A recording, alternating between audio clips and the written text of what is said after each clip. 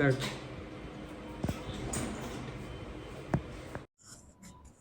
Hi, this is Dr. Adnan Feroz and I'm a consultant orthopedic surgeon at Feroz Hospital, Aligarh.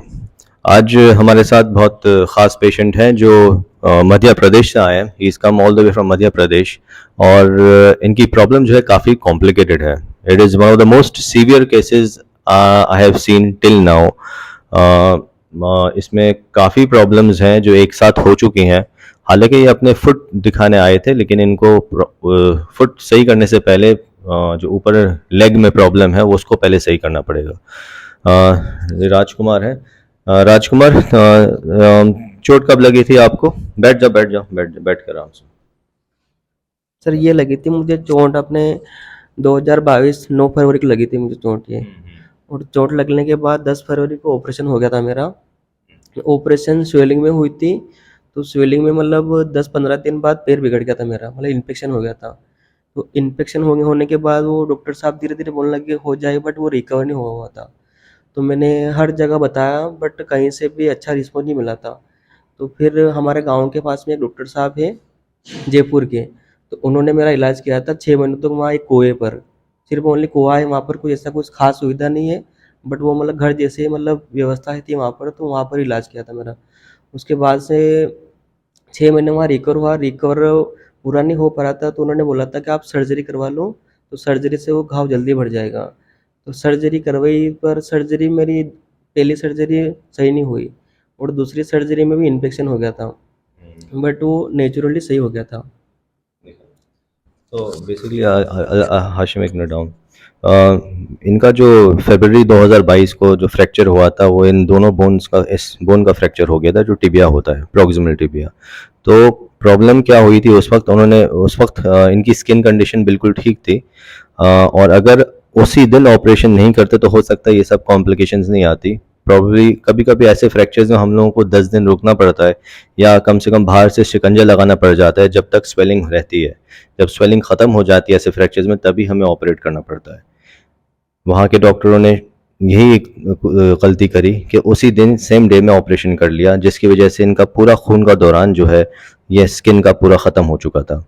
Operation में उन्होंने एक plate यहाँ से लगाई थी और एक प्लेट यहाँ से लगाई थी, और ऑपरेशन के नेक्स्ट डे ये स्वेलिंग बढ़ती गई इनकी। खून का ब्लड सप्लाई जो है इस पूरे पैर का कम होता गया। आप देख रहे हैं फुट की पैरालिसिस भी हो चुकी है, दिखाओ नीचे। ये पूरा फुट इनका एकदम अकड़ चुका है। काफ़ी सीवियर केस है, कोई मूवमेंट्स बहुत प्रेजेंट नहीं है, ये एकदम स्टिफ है। तो it is a very severely complicated case. Complicated है क्योंकि ये पैर अभी मैं सही नहीं कर सकता हूँ। पहले प्रॉब्लम इसमें अभी क्या हो रही है कि इनका एक तो स्किन ग्राफ्टिंग हुई थी, जब स्किन इनकी पूरी मर चुकी थी तो प्लास्टिक सर्जरी वालों ने यहाँ से स्किन लगाई थी, यहाँ से स्किन लेकर और यहाँ से स्किन लेकर ये पूरी स्किन ली थी यहाँ से, और यहाँ पे फ्लैप लगाया था, जो कि सक्सेसफुल हुआ है क्योंकि स्किन यहाँ पे आ चुकी है और ठीक ठाक स्किन है। लेकिन प्रॉब्लम ये हुई है कि अभी इनको 2 महीने पहले यहाँ से इन्फेक्शन हो गया है। ये आप देख रहे हैं, ये पस निकल रहा है यहाँ से, और ये पस जब निकलता है तो इसका मतलब ये जो प्लेट्स लगाई हैं इसकी वजह से इन्फेक्शन हो जाता है।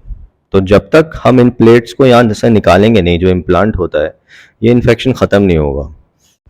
तो जैसे कि आप एक्सरे देख रहे हैं, ये 2 प्लेट्स जो हैं, एक लैटरल साइड में और मीडियल साइड में, दोनों प्लेट्स हमको हटानी पड़ेंगी और बहुत केयरफुली हटानी पड़ेंगी कि इनका ब्लड सप्लाई जो स्किन का है वो बिल्कुल डिस्टर्ब ना हो। तो आज हम लोग हालांकि मैंने इनको समझा दिया है कि ये case is a very severely complicated case. मेरी सिर्फ एक कोशिश रहेगी कि ये किसी तरह अपनी नॉर्मल लाइफ तक मैं इनको किसी तरह नॉर्मल के आसपास पहुंचा सकूं। लेकिन बीच में भी कॉम्प्लिकेशंस हो सकती है मेरे ऑपरेशन के बाद भी। कॉम्प्लिकेशंस जैसे हो सकता है ये स्किन में निकालूं और ब्लड सप्लाई थोड़ा कम हो जाए। हो सकता है जब मैं फुट को ऑपरेशन करूं तो यहाँ पे भी प्रॉब्लम्स हो सकती हैं। लेकिन राजकुमार ये सब चीज़ के लिए तैयार हैं, तभी मैं ऑपरेट कर रहा हूँ, क्योंकि ऐसे पेशेंट्स में कॉम्प्लिकेशंस अच्छी खासी हो सकती हैं। रीज़न बीइंग कि 2 इंपॉर्टेंट प्रॉब्लम्स हैं इसमें। एक तो इनकी स्किन का कंडीशन अच्छा नहीं है और दूसरी प्रॉब्लम इन्फेक्शन है। जब ये 2 प्रॉब्लम्स होती हैं किसी पेशेंट में तो रिजल्ट्स बहुत अनप्रिडिक्टेबल होते हैं। लेकिन फिर भी एक उम्मीद लेकर आए हैं ये बहुत दूर से, और मैं सिर्फ कोशिश कर सकता हूँ, बाकी नो ऊपर वाला ही सब सही करता है, लेकिन फिर भी थोड़ी सी मुझे 50% उम्मीद है कि हो सकता है सही हो जाए, तभी मैं ये काम करने वाला हूँ। तो आज क्या करेंगे हम लोग, आज हम लोग हमने स्क्रू की मार्किंग्स कर ली हैं प्लेट्स की, कि यहाँ पे प्लेट्स, अभी मैं ओटी में मार्किंग करने आया था, तो ये प्लेट यहाँ पे हम लोग छोटे छोटे इंसीजन्स बना के, मैं कोशिश करूँगा कि पूरा इंसीजन नहीं बनाऊँ, क्योंकि मैं वैस्कुलर सप्लाई स्किन की ख़त्म नहीं करने चाहता हूँ। तो यहाँ से पूरी प्लेट निकालेंगे और यहाँ से भी पूरी प्लेट निकाल देंगे हम, क्योंकि इट्स ऑलरेडी बीन 1.5 ईयर, तो ये फ्रैक्चर हील हो गया है। तो हम लोग प्लेट निकाल के, और ये जो पस, यहाँ से पस निकल रहा है, और इसको हम लोग साफ़ कर देंगे। ये थोड़ा सा पस वाला एरिया है, पस निकलता है ना इसमें, हाँ? पूरा फ्रैंक पस निकलता है तो ये पस का एरिया भी हम लोग साफ़ कर लेंगे और उसके बाद क्लोज कर लेंगे अच्छे से वॉश करके। I usually wash it with normal saline, gentamicin और वेनकोमाइसिन पाउडर हम लोग डाल देते हैं।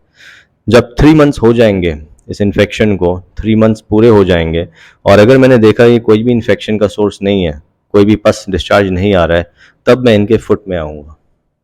फुट में क्या करना होगा, इनमें 2-3 प्रोसीजर्स करना है फुट में एक प्रोसीजर नहीं करते हैं हम लोग। सबसे पहला काम तो हम लोगों को, ये जो टेंडन है ये बिल्कुल टाइट हो चुका है, ये टेंडन, इसको थोड़ा सा मुझे लूज़ करना पड़ेगा टेंडन को, क्योंकि ये टोटली टाइट है, ये लेंथनिंग करनी पड़ेगी टेंडन को। जब जॉइंट खोलना पड़ेगा, जॉइंट खोल के हमको जितने भी कंट्रैक्चर्स हैं, एडहेजन्स हैं, उन सबको रिलीज़ करना पड़ेंगे। और जब पैर इनका सीधा हो जाएगा, उसके बाद हम लोग अंदर से नेल डालेंगे या एंकल जॉइंट को फ्यूज़ कर लेते हैं। तो it's gonna be a fusion surgery, ankle joint fusion करेंगे। इसमें मूवमेंट्स आने के तो इम्पॉसिबल है, मूवमेंट्स नहीं आएंगे इनके, लेकिन अगर इनका पैर सीधा हो गया, क्योंकि अभी आप सोच रहे हैं कि पेशेंट ऐसे नहीं चल सकते, ये पैर बिल्कुल बेकार है अगर ये पैर ऐसा ही रहा। तो हम लोग की कोशिश ये है कि पहले हम इन्फेक्शन ख़त्म करें, उसके बाद हम इनका एंकल में आएंगे, जो हम लोग तकरीबन आज से 3 महीने या 4 महीने बाद एंकल की सर्जरी करेंगे और कोशिश करेंगे कि एंकल इनका फिर से सीधा हो जाए। लेट्स सी व्हाट हैपेंस, और इनके रिजल्ट्स हम लोग फॉलोअप करते रहेंगे, बीच बीच में दिखाते रहेंगे कि क्या सिनेरियो हो रहा है और क्या कंडीशन हो रहा है। ठीक है राजकुमार, और कुछ पूछना तो पूछ लो। जी सर, बाकी तो ठीक है सर। गॉड फॉरबिड, अगर अगर कॉम्प्लिकेशंस होती, मैंने इनको बेसिकली 3 ऑप्शंस दिए थे। First option was he can, ये ऐसे ही रह सकता है बिना कुछ करे, क्योंकि ऐसे सीवियर केसेस में हम कभी कभी सर्जरीज नहीं करते हैं, और क्यों, कॉम्प्लिकेशंस की वजह से। लेकिन इन्होंने ये ऑप्शन नहीं चुना। दूसरा ऑप्शन मैंने दिया था कि अगर सर्जरी करेंगे तो इनमें 3-4 सर्जरीज होंगी, और 3-4 सर्जरीज होने के बावजूद भी हो सकते रिजल्ट्स आए या नहीं आए। इन्होंने ये वाले ऑप्शन चूज़ करा है, ये रेडी हैं सर्जरीज़ के लिए, इतने सारी सर्जरीज़ के लिए। तीसरा ऑप्शन होता है कि अगर पेशेंट बहुत परेशान हो जाता है इन चीज़ों से, और वो अगर वो फाइनेंशियली, क्योंकि 3-4 सर्जरीज़ होती हैं तो ऑब्वियसली इसमें खर्चे होते हैं, लेकिन अगर किसी पेशेंट काफ़ी परेशान है, उसके पास खर्चे के लिए पैसे नहीं हैं और वो इसके साथ नहीं रह सकता, तो ऐसे केसेस में हम कभी कभी हम एम्प्यूटेशन भी कर सकते हैं। We can basically take out the limb from here itself. हालांकि that is a last option, वो एक लास्ट ऑप्शन है, क्योंकि ये पैर जो है अभी बिल्कुल बेकार है इस वक्त, इसमें तुम वज़न नहीं डाल पा रहे हो, इन्फेक्शन हो गया है, वज़न नहीं डाल पा रहे हो, डिफॉर्मिटी है। तो कुछ पेशेंट्स में अगर मान लो ये सक्सेसफुल नहीं होता है, जो कि उम्मीद है सक्सेसफुल हो जाएगा, लेकिन at the last possible scenario हम लोगों को यहाँ से निकालना पड़ जाता है कभी कभी पैर, और फिर उसमें आर्टिफिशियल लिम्ब लगाने पड़ती है। तो ये तीनों ऑप्शंस मैंने इनको दिए थे, और पेशेंट रेडी है सेकंड ऑप्शन के लिए, ही मतलब तैयार है कि हम 3-4 सर्जरी के लिए तैयार हैं, और इसमें काफ़ी पेशेंस की ज़रूरत होती है मरीज़ को। मैंने समझा दिया है सब कुछ, और जब पेशेंट रेडी हैं तभी हम इसके लिए जा रहे हैं कि प्लेट रिमूव करेंगे और सीक्वेंशली आहिस्ता आहिस्ता हर डिफॉर्मिटी करेक्ट करने की कोशिश करेंगे। टाइम लगेगा राजकुमार, इसमें 2 साल हो सकता है लग जाए, लेकिन मैं सिर्फ कोशिश कर रहा हूँ, हो सकता है सब ठीक हो जाए। ठीक है, thank you so much for watching the videos. So I hope these videos are really helpful to you guys. मैं ज़रूर कोशिश करता हूँ कि वीडियोस आपके काम की हो, क्योंकि कई तरह की मरीज़ होते हैं फुट से रिलेटेड, या बहुत से पेशेंट्स होते हैं जिनको अलग अलग तरीके की प्रॉब्लम्स होती हैं, और इन प्रॉब्लम्स को कैसे डील किया जाता है, कैसे सॉल्व किया जाता है, ये आप लोगों को कुछ ना कुछ आइडिया हो सकता है इन वीडियोस के थ्रू। एक छोटा सा अनाउंसमेंट है जो मैं करना चाह रहा हूँ कि मैं दिल्ली में आने वाला हूँ from 4th of November to 8th of November, and I will be doing my OPDs on the 5th of November and the 6th of November.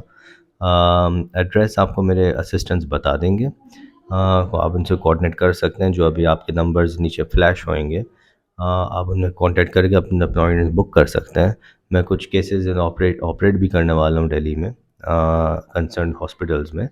तो अगर आप कोई भी पेशेंट इंटरेस्टेड है तो आप please get in touch with my assistant और coordinators. Thank you so much for watching my videos, and I hope these videos are really helpful to you guys. Bye.